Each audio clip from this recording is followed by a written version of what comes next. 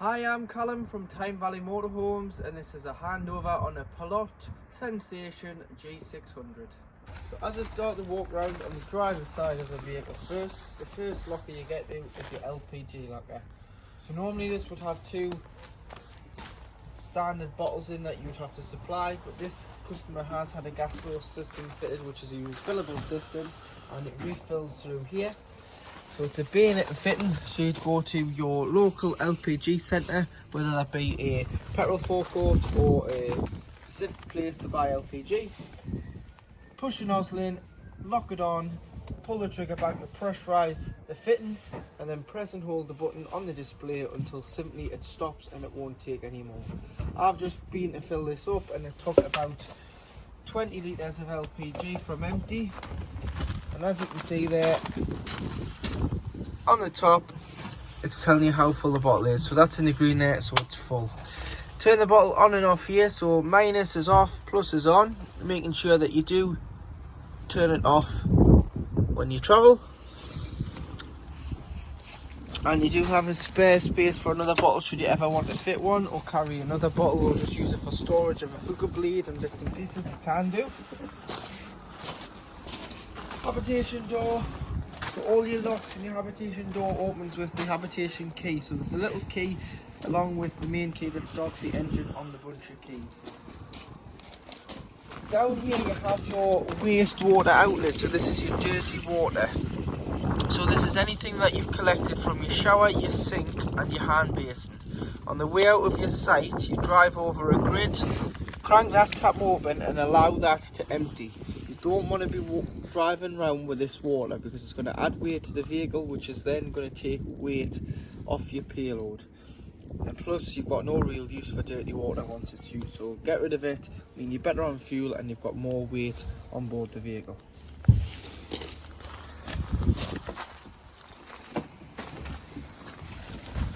Garage area, so you've got a storage space here, so you've got your infill cushions and your carpets in there,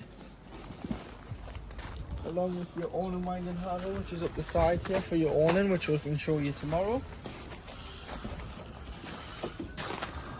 So to operate your cassette, which is at the back of this locker, so remove everything out of the way, and what you'll be able to do is lift the green tab there, slide the cassette forward. You can then drag it to the waste disposal point, and then to empty, remove this black top, press the green button, pour the contents of the cassette out. Once you've poured it out, put some water in, give it a slight rinse and tip out again before putting 120 ml of chemical, green or blue, down the neck of the cassette, into here, and then it's good to go back into the van. Make sure it's locked in and it's good to go and be used. You've got some drop down shelves in here as well for storage. 230 volt socket here. That is your tow bar wrapped up there, which can go on the back. In the back of the motorhome you've got a high level brake light, your rear view cameras and your tow bar electrics, which is 13 pin. Coming around this side you've got a small section of locker there, so you can see there that you've got a hookah bleed in there and a extension pipe for your waste. So the extension pipe for the waste clips in, and it means if you can't get further enough to the grid or the gully, you've got an extra 2 meters of pipe there that you can put one end where it needs to go and this end onto the edge of the top.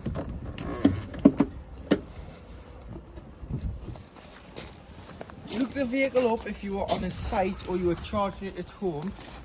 This is where you hook the motorhome up to mains electric. So you get your hookah bleed, lift the collar, hold it back like so. Lift the flap on the van and the point and connect. Always connect the motorhome up first before you even think about plugging it into the house, the garage or the site. If you're charging it at home before you go away, put it on hookup about 3 or 4 days before you're going away and turn your fridge on.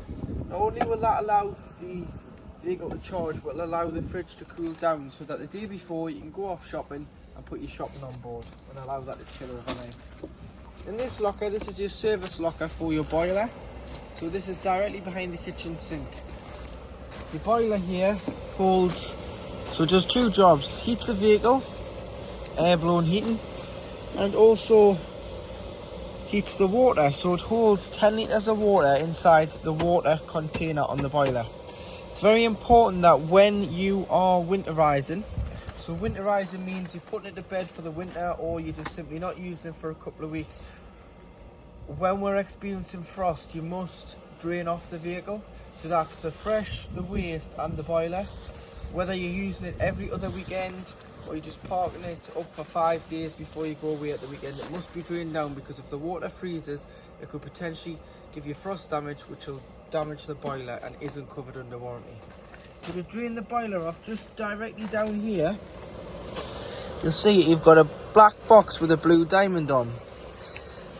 The button at the bottom by the green hose here would pop out. So if I was to drain the water out myself, all you need to do is turn it and you'll see the water drains directly out underneath the van. To stop this, when you want to use it again, turn the diamond on the top, push the button in at the bottom, the blue button, you'll just see it there where my finger is, push that in.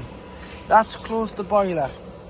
That'll allow the boiler to hold water, but that button at the bottom will pop out when it experiences 3 degrees of temperature or less, because it's an anti-frost valve.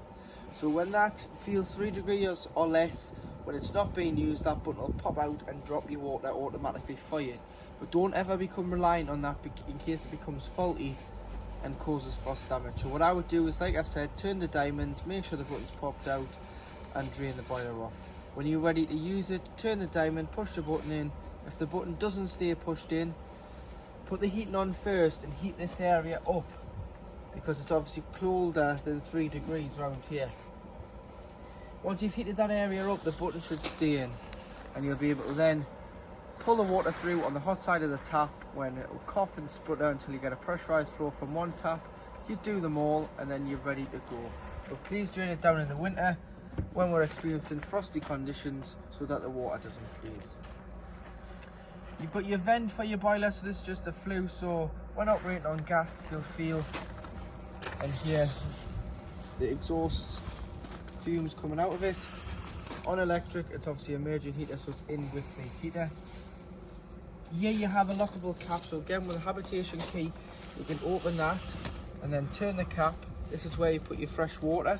So carry your hose pipe with some hose pipe fittings, as it's mainly just a brass tap on site. Hose into there, either until it overflows, which means you've got a full tank, or you can check on board and see how much water you're carrying. You can keep all your handy bits and pieces that you want in here. So this is like a wet locker, so wellies, hookup leads, leveling ramps, hose pipes, bits and pieces in there. So nothing that you don't want to pull into the van and get the van messy. And then you just pull these forward and close the lid.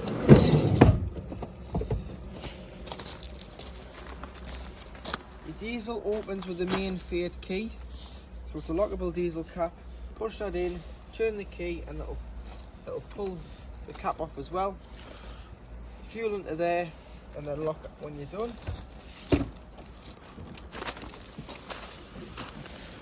Underneath the passenger seat is where you'll find a jack and a brace and a tow knife, so you've got a toolkit underneath there. Underneath the floor is where you'll find the engine battery. Underneath the compartment in the floor there's a hatch. Take the hatch off and you'll be able to get access to the main engine battery, as it's not underneath the bonnet, it's underneath the cab floor and the cattle. And your bonnet release is just here.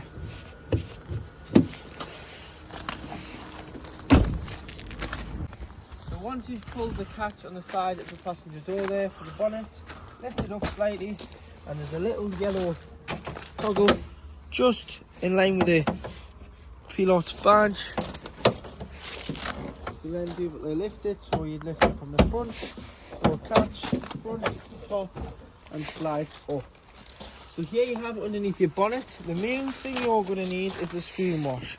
But to fill a screen wash up, you just take the cap off here, put your watering can or your jug or whatever, however you're filling it, into here with your mixed up solution. Cap back on. That fills your screen wash bottle. You've then got your coolant and your coolant here, your power steering fluid and your brake fluid there. And then on the other side, you've obviously got your weight plate, so 3.5 ton, 6 ton train weight, axle weight, and then to give or receive a jump start, your earthing point for the vehicle is up here somewhere. You'd earth off anything you can earth off with your black clip, so any exposed metal. And then your positive, if you need to jump from underneath the bonnet, is this oblong box. So there's the air filter housing, fuse board, and the oblong box here. On the side of it, what you need to do is try and put a screwdriver or your key in, lift that up, and that'll expose a positive terminal. Or you can give or receive a jump start directly from the battery. Above your door, you do have your main 12-volt control panel. So to turn your 12-volt control panel off, you've got your on-off here, which is this black button. But you can also scroll through the settings. So it's telling you that you've got your 12-volt system turned on and you're hooked up. If you don't get this light, it just means you're getting the charge and power from your 12-volt leisure battery, which you won't have 240 volt, you'll only have 12. So none of your plugs will work, whereas if you connect it to that, if you plug a mains appliance into the vehicle, it will charge and work. Scrolling through here, so starting off here, you've got your leisure battery reading. Take the hook out to get a true reading of the leisure battery. Then you've got the vehicle battery reading. You've got your fresh water reading there, 50% of fresh water in your tank, 0 waste, as you've just seen us empty it. The temperature of the inside of the vehicle, the temperature of the outside of the vehicle, and then the clock. Going down to auxiliary, auxiliary turns on all your lights, ignition, all your 12-volt system, so you need to turn on the auxiliary if you're going to use the hob, the cooker, bits and pieces like that. You need to have that on, as that gets the spark for the piezo ignition from there. If you've got water on board, you can turn your pump on, which gives a pressurized flow to the taps, toilet and shower. And then you do have the main on off for your lights, which is the master switch for your lights. Then they all are individually switched. So to operate your digital Truma CP control panel, to turn the system on and off, you'd press and hold to turn it off, press it once to turn it on and it'll come on, and then to get into the menu you just press it once. You'll notice you've got a thermometer in a van flashing at the top corner. If you press enter, this is how hot you want your vehicle. So you've got all the way off in the summer when you don't want the heating, or you've got all the way to 30 degrees in the winter when it's very cold. So once you're happy, so if we say 27 degrees there, that's how hot I want the inside of the motorhome to be, I'd press enter, and that'll save that at 27 degrees. Now you've got a thermometer in some water. This is how hot you want your water. So if you don't have any water on board, you'd have it on off. 40 degrees for showering, 60 degrees for doing your dishes, but it's entirely up to yourself how hot you want your water. Or you've got boost, which will turn off your heating and prioritize your water first. But for this, we'll just say 60 degrees because we want the heating to run along with the water. Next, you've got what source you're heating the water and the vehicle off. So you've got gas, so make sure your gas bottle's on and it's turned on. You've got mix 1, which is 750 watts of electric and gas. You've got mix 2, which is 1850 watts of electric plus gas. So you'd use mix 2 in the winter. If you're away and it was really cold, use a mix 2. Will boost the vehicle up to temperature because you're using both sources together. Then you can turn it over to electric. So you've got electric 750 watts EL1, and you've got EL2, which is 1850 watts of electric. Don't waste your gas if you're on a site, unless you're away and it's really cold and you're using mix 2 for the first 10-15 minutes. Then allow electric to continue to heat the motorhome and maintain the temperature. Because if you're on a site, you've paid your site fees after all, you'll not want to waste your gas. Then you've got your fan in the top right hand corner, so eco or high or boost. This is just a 12 volt assisted fan. So eco will use less 12 volt. High obviously uses more fan speed, so it's going to use a little bit more 12 volt. And boost uses full power on the fan, which is going to use the most out of the 12 volt battery. Sleep with it on eco because it's a lot quieter than sleeping with it on anything else. If you're going to sleep with the heating on in the winter, you've got a timer so you can time the heating to come on and off just the once though. Clock in the middle, and then spanner. You can go all the way down to reset, and to reset the control panel, if you ever get a warning triangle in the middle, reset, preset, click again, and it will restart your control panel. And then to turn off, press and hold, and it'll say off, and it'll completely turn itself off. In the kitchen area, you've got 3 lit gas rings with the inbuilt ignition here. Once you've had these on, if you do allow them to cool, so that they're cool enough to touch before you put the lid down, otherwise you can shatter the glass. Making sure that your pump's on, you'll be able to open your tap and have a supply of hot and cold water, as long as you've had hot water on prior, and this water has been on, so that water is hot. And so your hot water system is working as it should. Storage above, and you've also got a extractor, so you've got a light on there and a fan, or you can have the window open. 2 USBs, a 12 volt and a 240 volt plug when hooked up on there.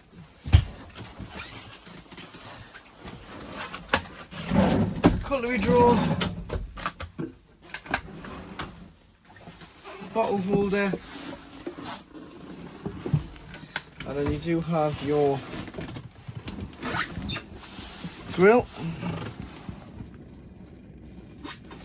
and then underneath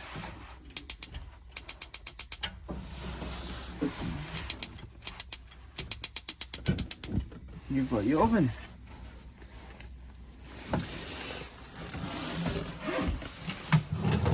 Storage drawer underneath, and then a little handy hidey hole just above the oven and under the bench. Coming back to here, you do have your gas isolation valve tabs. So you've got oven, boiler, fridge and hob. So any problems with gas, turn the bottle off to be safe, but you can isolate each individual appliance by turning the tap. So they're all open there. This is how you would have your tap closed, pointing from the front to the back of the vehicle, not from side to side. So to operate your fridge, which is a Dometic fridge, you've got all your control panel at the top, so you do need to open your door, and you can turn it on and off here. So just press and hold, that's it off. So if you're storing it, you'd have it off. Leave the door open to avoid the seal from trapping the air in and causing smells. So you just rest it up on here. So just don't shut it fully, just leave it like that. But to turn it back on, so when you're pre-chilling at home before your big trip away, turn it on. E will stay lit up. A stands for automatic energy selection, so it picks the best source available at the motorhome at any one time. So we're hooked up, we've got gas on board, it's going to hook up. So the hookup's illuminated, so it's working as a mains household fridge on 240 volt. If I was to unhook the vehicle, it will self-ignite on gas. And then if I was to start the vehicle's engine, it would go over at the 12 volt setting, which is just like a giant cool box. It'll keep it at the temperature it was at when it switched over. So it'll not get no cooler, but it'll get no warmer. It'll just maintain the temperature that the fridge was currently at before turning on. If you need to manually turn it over, you just select which source you want. So select gas, A's gone off there and gas is still lit. You will have to do this within 20 minutes of turning the engine off. In case you've forgot to turn your gas bottle on, there's a safety feature, or should I say turn your gas bottle off even. It is a safety feature in case you've pulled into a petrol forecourt. The last thing you want is this sparking in the forecourt where there's naked fumes. Temperature here, so have it on 5 when pre-chilling. As soon as you put shopping in, just drop it down to 3 or 4 so it doesn't freeze the shopping. And like I say, keep the door open when you're not using it and wipe it out just to make sure that it's nice and clean and you don't get any smells from the fridge. But automatic, it'll do its own thing and find the best source for the fridge if you hooked up on gas or you've started the vehicle. Storage drawer underneath. You've got a storage panel in the floor, and then above the fridge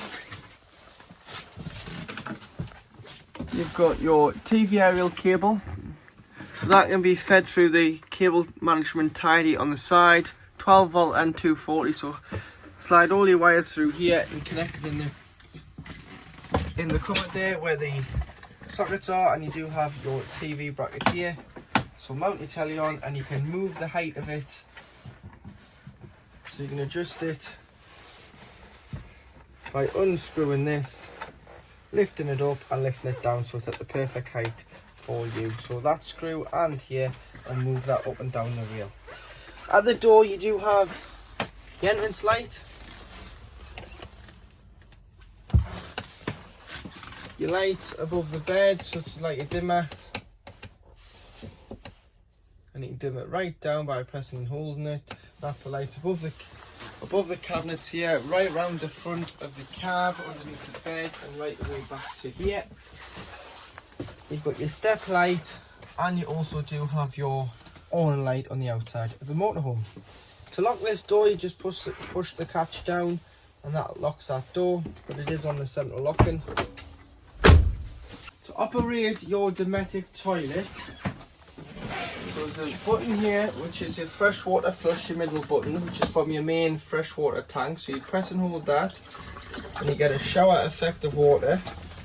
Put a small amount of water in the toilet before you use it, and then before you actually use the toilet you want to get rid of this water. So there's a grey slide here which is known as the blade. You slide that forward. Now you'd use the toilet. After use you give it a good flush. If you've bought the pink and the blue, obviously the blue and the green goes in the cassette, depending on what you've bought. The pink would go in a separate header tank, but this motorhome doesn't have that. It's a freshwater flush supply for the toilet. So what you can do is get an empty spray bottle, put so much pink in, dilute it, keep it handy in the washroom, spray the bowl. It'll clean the bowl, it'll give a fragrant smell as it's a deodorizer.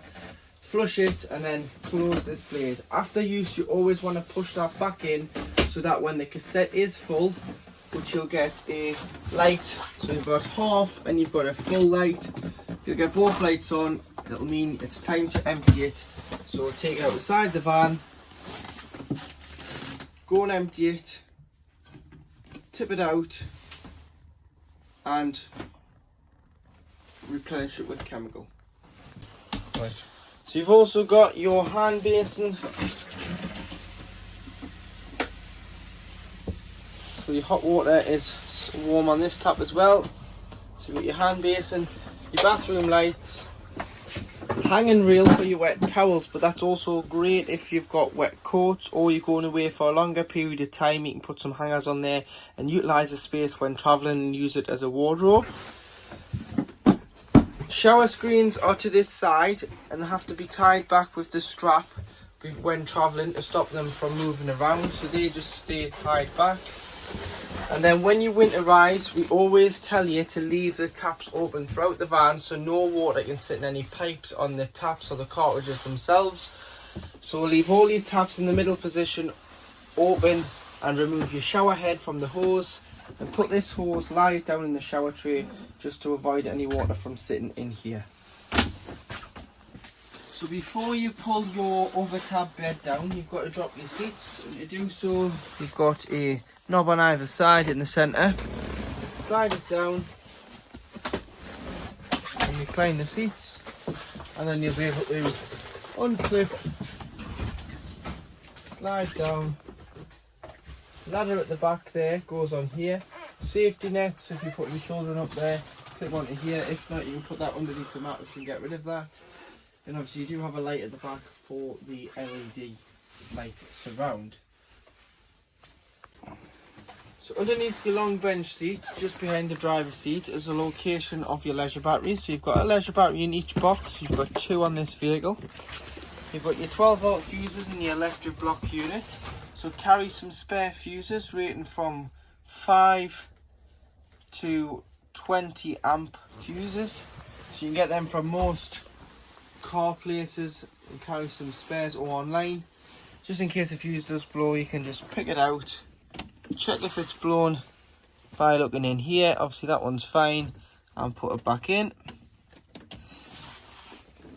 And you do have your trips at the back as well, so if the vehicle's tripped, lift the cover, lift the trips up. If it's the vehicle that's tripped, because sometimes it might not be the vehicle, it might be the actual site.